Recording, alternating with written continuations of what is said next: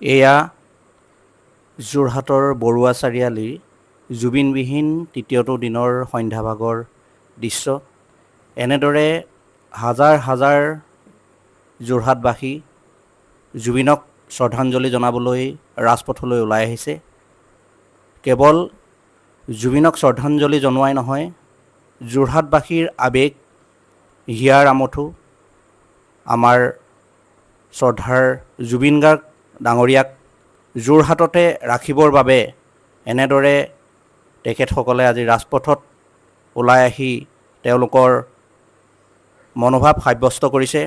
চৰকাৰলৈ এনেদৰে অনুৰোধ জনাইছে, যিহেতু জুবিন গাৰ্গে ইয়াতেই তেওঁৰ জীৱন পৰিক্ৰমা আৰম্ভ কৰি ইয়াতেই সংগীত চৰ্চা কৰি যোৰহাটৰ বায়ু পানী মাটিৰ পৰা গৈ আজি পৃথিৱী বিখ্যাত হৈ পৰিছে। আজি লাখ লাখ মানুহে তেখেতৰ মৃত্যুত ওলাই আহিছে।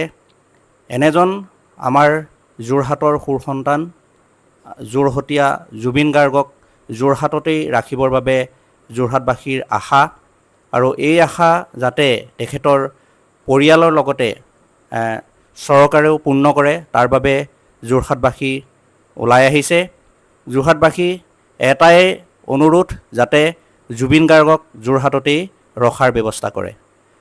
যদি অন্ত্যেষ্টিক্ৰিয়া গুৱাহাটীত কৰে, তথাপিতো যাতে যোৰহাটত সমাধি নিৰ্মাণ কৰাৰ ব্যৱস্থা কৰে, নাইবা সেই দুয়োটাৰ যদি অন্ত্যেষ্টিক্ৰিয়া আৰু সমাধি দুয়োটাই যোৰহাটত কৰিব নোৱাৰে, তথাপিতো এটা দিনৰ কাৰণে হ'লেও জুবিনৰ নশ্বৰ দেহ যাতে যোৰহাটলৈ আনে।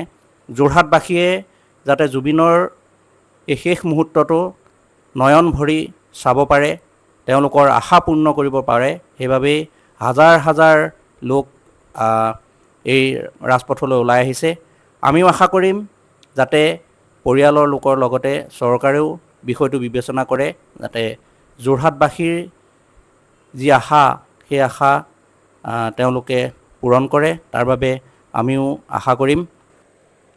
সকলোৰে মুখে মুখে এটাই কথা, ঘৰৰ ল'ৰা ঘৰলৈ ঘূৰি আহক।